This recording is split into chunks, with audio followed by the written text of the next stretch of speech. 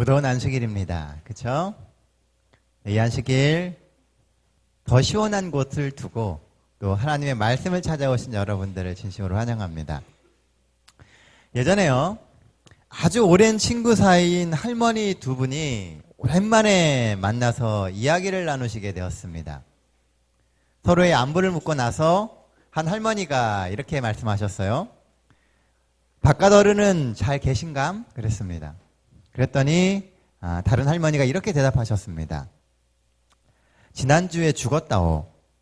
저녁에 먹을 상추를 캐러 나갔다가 심장마비로 쓰러졌지 뭐야. 저런 쯧쯧쯧 정말 안 됐어. 그래서 어떻게 하셨어? 그랬더니 할머니의 대답이 이렇게 하셨다고 합니다. 뭐 별 수 있나? 그냥 깻잎에다 먹었지. 우리 삶에는요, 언제부터인가 이 소중한 것이 그저 평범한 일상이 되어버리고 맙니다. 상추를 먹나 깻잎을 먹냐 그게 뭐 중요합니까? 사실 중요한 것은 같이 살던 사람이 함께 하느냐 못하느냐인데 그것의 가치가 상추냐 깻잎이냐의 가치만큼 못 되는 삶을 살아가는 경우도 있다는 겁니다.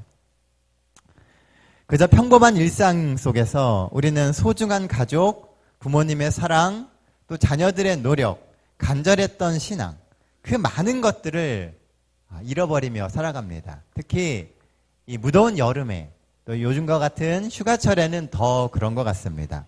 오늘 이 안식일은 우리의 모든 소중한 것들의 의미를 찾고 다시금 우리 삶의 아름다운 가치로 그것을 되돌릴 수 있는 그런 안식일이 되게 되시기를 바랍니다. 날은 무덥지만 우리 속에 하나님의 사랑이 우리의 마음을 시원하게 하고 활력을 주시는 그런 안식일 되게 되시길 바랍니다. 오늘 함께 나눌 말씀은 마태복음 8장 14절로 17절에 있는 말씀입니다. 신약성경 마태복음 8장입니다. 신약성경 12페이지에 마태복음 8장이 있습니다. 마태복음 8장 14절로 17절에 있는 말씀입니다.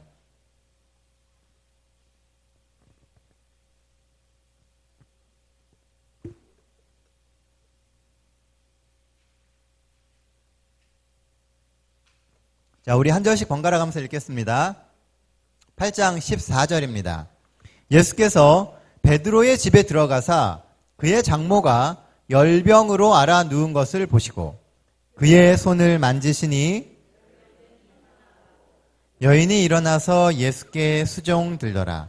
저물매 사람들이 귀신 들린 자들을 많이 데리고 예수께 오거늘 예수께서 말씀으로 귀신들을 쫓아내시고 병든 자를 다 고치시니 이는 선지자 이사야로 하신 말씀에 우리 연약한 것을 친히 담당하시고 병을 짊어지셨도다 함을 이루려 하심이더라. 오늘 말씀의 제목은 섬기는 삶입니다. 오늘 본문에 보면 섬김에 대한 이야기가 나옵니다. 먼저 본문에서 말하는 첫 번째 기별 말씀 15절에 나옵니다. 15절 다시 한번 보겠습니다. 그의 손을 만지시니 열병이 떠나가고 여인이 일어나서 예수께 수종 들더라. 여기 보면요, 예수님이 이 여인의 손을 만지니 열병이 떠나고 베드로의 장모는 수종을 들었다라고 이야기합니다. 그런데 이어져 나오는 17절의 말씀을 보면요, 예수께서 우리의 연약한 것을 친히 담당하시고 병을 짊어지셨도다라고 기록하고 있다는 거예요. 마태복음을 기록한 마태는요, 베드로의 장모의 이 열병 치료와 관련해서 이사야의 예언을 인용합니다. 오늘 17절의 말씀은 구약 성경에 나오는 이사야의 메시아에 대한 예언입니다. 예수께서 우리의 연약한 것을 친히 담당하시고 우리의 질병을 직접 짊어지셨다라고 베드로 장모의 열병 치료에 대해서 이야기하고 있다는 겁니다. 마태의 영적 시각으로 볼 때 이 사건은 특별한 의미를 가지고 있다는 겁니다. 단지 한 여인을 찾아가서 그 여인의 열병을 치료해줬다라고 하는 데서 끝나는 게 아니고요. 그 사건과 16절에 이어지는 귀신을 고치는 그 사건들을 통해서 이 마태는 구약에 예언되었던 메시아의 모습을 예수님에게서부터 보고 있다는 겁니다. 이사야의 예언을 통해서 보면 사실 베드로의 장모의 열병은 없어진 게 아니라 예수님께로 옮겨진 것입니다. 예수님이 짊어지셨다는 것이죠. 베드로의 장모의 열병은 사라진 게 아니라 사실은 예수님이 그 모든 병과 그녀의 근심을 다 짊어지셨다는 겁니다. 아프고 속상해서 알아누운 베드로의 장모의 문제는 예수께로 옮겨지고 섬기려고 오신 예수님의 마음이 장모의 마음으로 들어가게 된 겁니다. 그래서 베드로의 장모는 병이 나은 이후에 섬김의 마음을 갖게 된 것입니다. 이것은 우리의 삶에도 똑같이 적용이 됩니다. 우리에게는 근심도 있고요. 걱정거리도 있습니다. 또 어떤 분들에게는 병도 있습니다. 여러 가지 우리를 괴롭히고 힘들게 만드는 많은 것들이 있어요. 그런데 그것이 없어지는 게 아니라는 겁니다. 우리는 이 질병과 근심과 걱정이 없어지기를 기도합니다. 그런데 없어지는 게 아니라 예수님이 그 근심을 가져가서 해결해 주신다는 거예요. 그러니까 여러분들이 얼마나 여러분들의 근심과 걱정과 질병을 예수님께 내어드리느냐, 맡길 수 있느냐에 따라서 그것이 여러분들에게서 멀리 떠나갈 수도 있고요. 여전히 여러분들의 삶에 그것이 붙들려 있을 수도 있다는 겁니다. 그런데 예수님은 오셔서 그 모든 것들을 가져가기를 원하신다는 거예요. 우리의 질병과 우리의 고통, 우리의 고민거리가 예수님을 만나면 자연스럽게 다 해결이 되게 되어 있습니다. 오늘 여러분들에게는 어떤 근심과 고민거리가 있으십니까? 그 짐 여러분들이 다 지고 가지 마시기 바랍니다. 하나님께 묻고 하나님의 도움을 구하십시오. 하나님이 그 짐 다 지어주실 것입니다.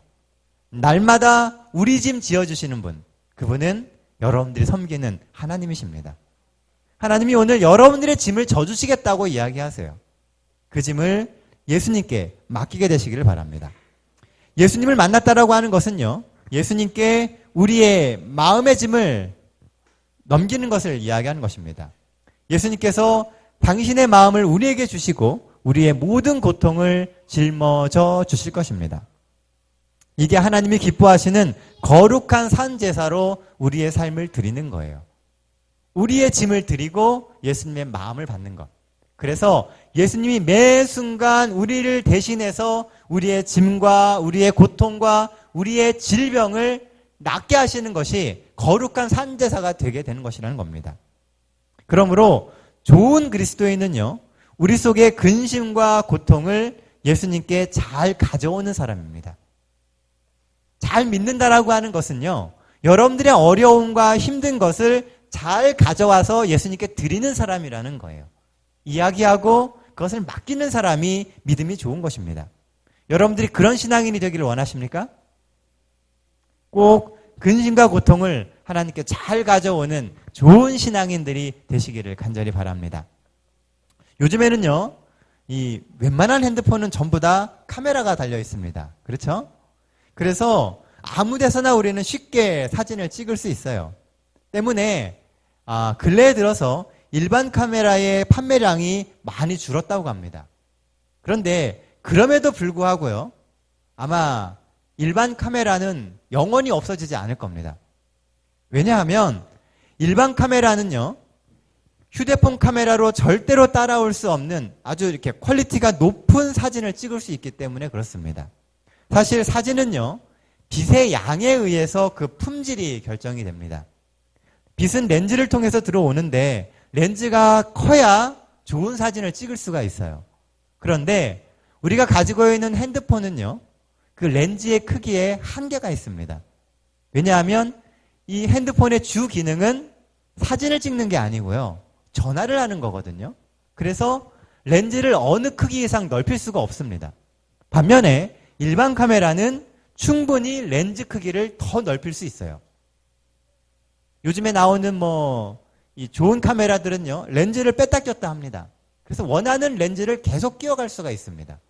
그만큼 더 좋은 사진을 찍을 수 있게 되는 것이죠. 하나님은요, 우리에게 이 빛에 대한 이야기를 하십니다. 좋은 카메라는 빛을 잘 흡수하는 카메라거든요. 근데 성경을 보면 하나님을 가르쳐서 영광의 하나님이다라고 부르고 있어요. 이 영광이 뭔지 아십니까? 한자로 영광. 거룩한 빛입니다. 또 신비로운 빛을 영광이라고 이야기해요. 하나님은 빛으로 우리에게 다가오신다는 것이죠. 그래서 우리가 어떤 렌즈를 가지고 있느냐에 따라서 그 빛이 많이 흡수될 수도 있고요. 그러면 어떤 사진이 나와요? 좋은 사진이 나오는 겁니다. 우리가 좋은 렌즈를 갖지 못하면 우리가 찍는 사진이 좋은 사진이 나오지 않는 거예요. 신앙적으로는 하나님을 잘 받아들일 수 있으면 삶에 좋은 그림이 나옵니다. 반면에 우리가 빛 대신 그 하나님을 잘 못 받아들이면 인생에 나오는 그림도 좋은 그림이 되지를 못한다는 것이죠. 오늘 우리가 하나님을 뵙고 사는 사람인지 아닌지는 우리가 경험하게 되는 영광의 빛에 의해서 결정되게 됩니다. 예수님을 만났을 때 우리가 그분을 영광의 하나님으로 받아들일 수 있는지, 그리고 여러분들이 지고 있는 그 짐을 과감히 드릴 수 있는지, 이것이 결국 우리가 좋은 신앙인이 되느냐 그러지 못하느냐를 결정하게 된다는 것입니다. 우리는 하나님의 영광을 보며 사는 성도입니까? 오늘 여러분들이 하나님의 영광을 보고 계세요? 아니면 이 땅에서 우리가 가져야 될 수많은 것들에 집중하며 그 영광을 혹 놓치고 있지는 않습니까? 영광을 보면요, 삶의 그림이 그려집니다. 우리는 하나님의 영광을 보며 사는 사람들입니다. 그러니 자부심을 갖게 되시기 바랍니다. 하나님이 여러분들의 인생에 그림을 그려주실 것을 믿고 살아가게 되시기를 바랍니다. 하나님의 만져주심과 치료하심을 경험하며 매 순간 하나님의 영광을 보며 사시는 우리 동백교회 모든 성도들 되시기를 간절히 바랍니다. 15절 말씀 다시 한번 보겠습니다.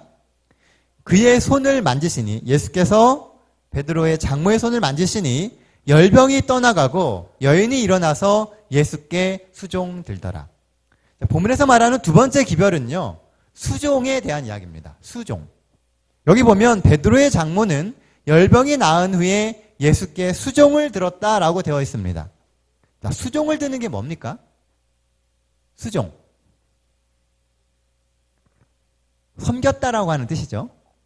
영어 성경에 보면 식사 시중을 들었다라고 되어 있습니다.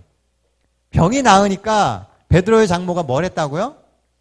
식사 수종을 들었다는 겁니다. 쉬운 말로 밥상을 차렸다는 것이죠. 섬김의 최고봉은요, 밥상을 차리는 겁니다. 우리도 어떤 사람을 대접할 때 제일 잘 대접하는 게 뭐예요? 밥 해주는 겁니다. 따뜻한 밥을 딱 지어서 주는 게 최고의 섬김이죠. 그런데요, 이 밥상에는 두 가지가 있습니다. 하나는 우리 입으로 들어가는 밥을 차리는 밥상이에요. 이것만 받아도 행복하죠. 그런데 또 하나의 밥상은 우리의 귀로 들어가는 밥을 차리는 겁니다. 곧 말씀을 차리는 밥상이에요. 베드로의 장모는 열병이 났자마자 수종을 듭니다. 그러면서 식사를 준비를 하죠. 그러면서 자연스럽게 뭐가 만들어져요? 예수님의 말씀을 들을 수 있는 밥상이 차려지게 되었다는 것입니다. 예수를 만나면 자연스럽게 우리의 삶에는 밥상들이 차려지기 시작합니다. 예수님이 우리에게 주시는 말씀을 기대하게 되고요. 그 기대가 자꾸 밥상을 차리게 만듭니다. 그래서 예수님을 만나면 내가 먹은 말씀의 밥을 나누고 싶어집니다. 그래서 사람들을 대접하기를 좋아하고 말씀을 들을 밥상을 자꾸 준비하는 것입니다. 그리고 사람들을 초청하게 되는 것이죠. 그러므로 예수를 만나고 섬기는 사람이 된 사람은요, 밥을 차리든 아니면 말씀을 차리든 해야 그게 정상적인 것입니다. 우리가 예수님을 자주 만나면 만날수록요, 우리 주변에는 밥상들이 많이 차려지게 될 겁니다. 만약 그렇다면 우리가 그런 밥상이 차려지지 않는다면 사실은 우리가 예수님의 만져주심을 충분히 경험하지 못하고 있다는 거예요. 그럴 때면 예수님께 더 집중하고 예수님을 더 깊이 생각해야 됩니다. 내 삶에 하나님이 주시는 좋은 그림이 그려질 수 있도록, 내 삶에 하나님이 주시는 많은 밥상들이 차려질 수 있도록 하나님께 기도하며 하나님의 마음을 묵상하게 되시기를 바랍니다. 그래서 사람들을 더 많이 불러서 그들에게 하나님의 밥상을 차려주는 성도들이 되게 되시길 바랍니다. 우리가 딴 일에 열중해서 분주하게 다니다 보면은요, 밥상이 차려져도 밥을 잘 못 먹습니다. 그렇죠? 바쁘게 살다 보면 밥을 잘 챙겨 먹지를 못해요. 마찬가지로 우리가 예수님 앞에 나와 있지 않으면 예수님이 차려주시는 밥상의 밥을 맛볼 수가 없습니다. 그러니 아무리 바빠도 예수님 앞에 나가서 예수님을 만나게 되시는 우리 동백교 성도님 되시길 바랍니다. 바쁠 때일수록 삶의 일부의 시간을 하나님과 만나는 시간으로 떼셔야 됩니다. 바쁠 때일수록 말씀으로 힘을 얻어야 되는 것입니다. 예수님도요, 마태복음 20장 28절에 보면 말씀하시기를 인자는 섬기러 왔다라고 이야기하고 계십니다. 예수님이 이 땅에 오신 목적은 섬기러 오신 거예요. 예수님이 이 땅에 오신 이유는 밥상을 차리러 오셨다는 겁니다. 섬기고 대접하기 위해서. 그래서 예수님은 계속 우리 앞에 밥상을 차리고 계십니다. 여러분들 앞에는 요즘 어떤 말씀의 밥상들이 차려지고 있습니까? 여러분들의 삶에 말씀의 밥상을 차리고 초청한 사람들의 목록을 한번 만들어 보게 되시길 바랍니다. 우리가 초청해야 될 사람들, 여러분들이 꼭 하나님의 그 말씀의 밥을 먹이고 싶은 사람들, 그 사람들의 명단을 한번 만들어 보시기 바랍니다. 여러분들이 아니면 그 사람들이 하나님의 밥을 먹을 수 없는 그 사람들을 한번 명단을 한번 만들어 보세요.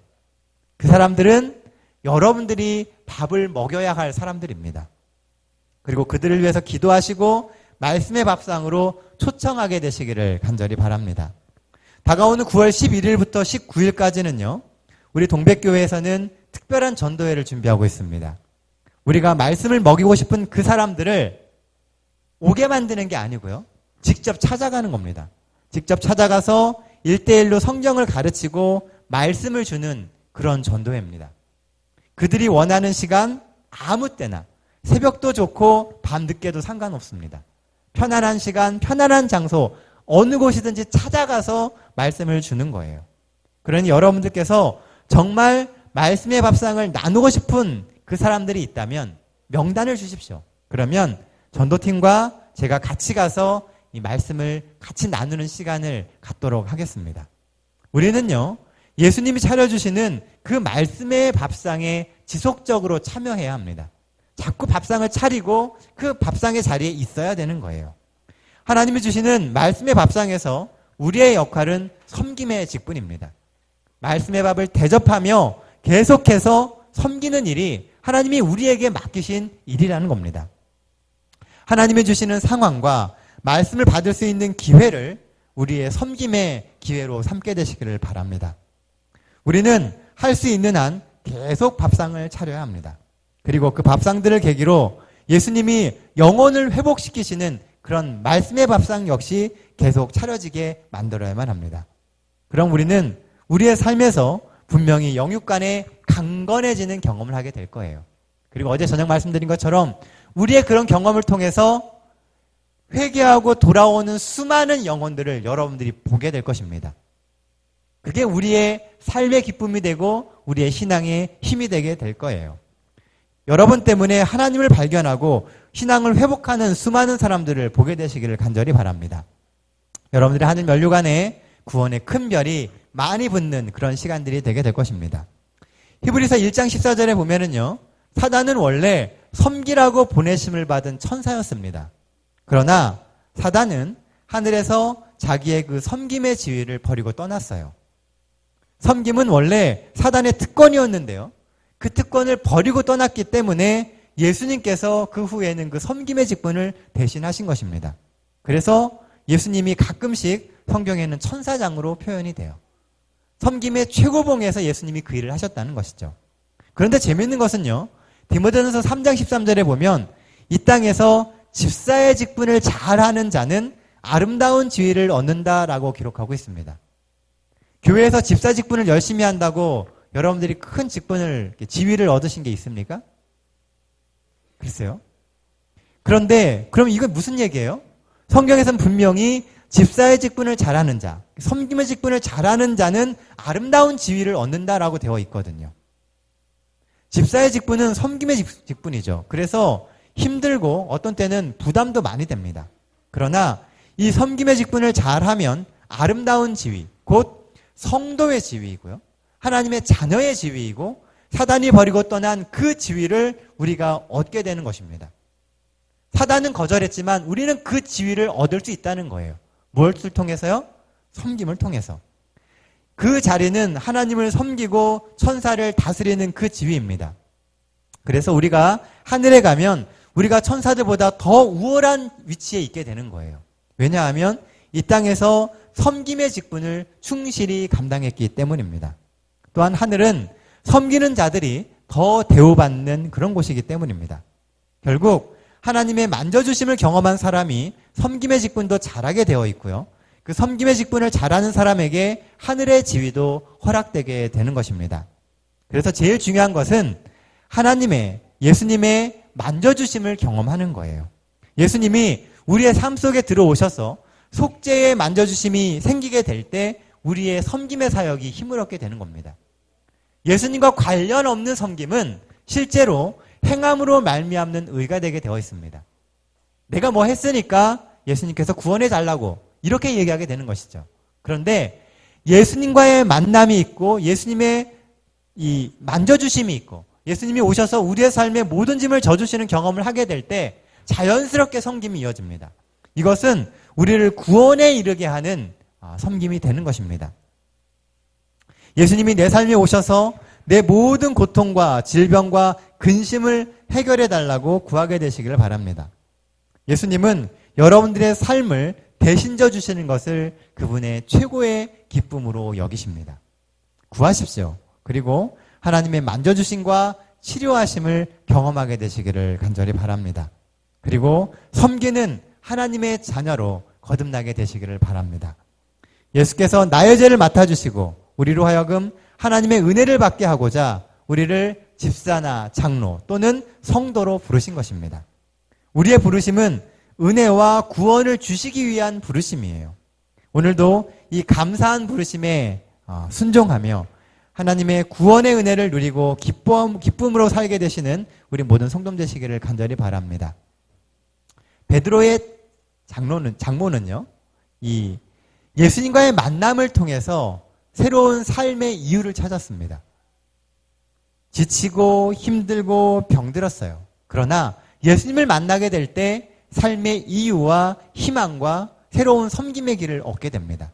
오늘 우리가 예수님을 만나심으로 여러분들의 삶의 이유와 힘을 얻게 되시기를 간절히 바랍니다. 그리스도인은 예수님을 만나게 될 때 힘을 얻습니다. 예수님은 여러분들의 삶에 힘주기를 원하세요. 예수님과 만나는 시간을 더 많이 갖게 되시길 바랍니다. 자, 이제 말씀 정리하겠습니다. 첫째, 예수님을 만나면 우리의 근심과 고통과 질병은 옮겨집니다. 그러니 미련 없이 예수님께 모든 짐들을 넘기게 되시기를 바랍니다. 예수님을 가까이 하시고 때를 얻든 못 얻든 예수님을 깊이 생각하고 예수님을 여러분들의 삶에 모시게 되시길 바랍니다. 그러면 분명히 여러분들의 삶에 변화와 기적이 일어나게 될 것입니다.